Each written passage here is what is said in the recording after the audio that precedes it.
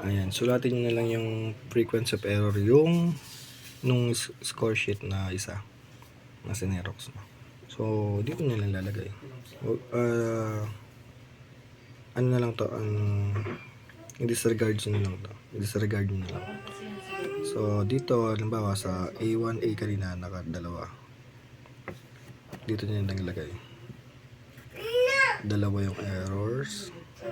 Sa A2, A1BI 4, tapos dito 5, 1, then tuloy-tuloy na hanggang downward na, hanggang doon. So yun yung gagamitin nating errors, kasi mas pag dito natin kasi nilagay yung numbering kasi medyo pangit, yung iba malang numbers, yung iba meron. Dito tuloy-tuloy na siya. So ganun ang mangyayari. Then yung pag-encode,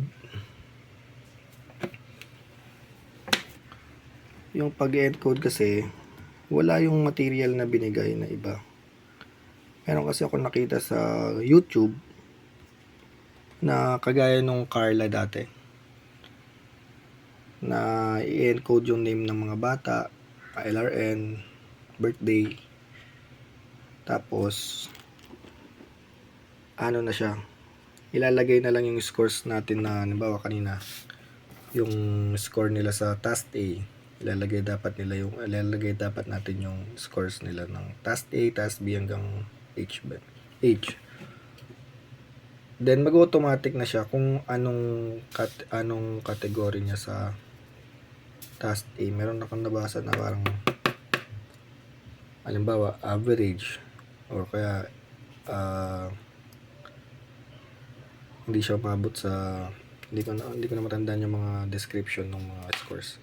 Pero ganun dapat ang lalabas. Then doon din sa ginawang yon, may consolidation ng lalabas kung ilan yung for remediation, kung ilan yung nakamit ng nakapasa at ilan yung hindi nakapasa.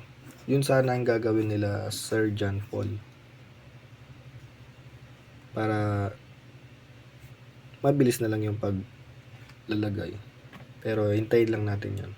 So sa ngayon, bukas, eto lang muna dapat natin i-prepare.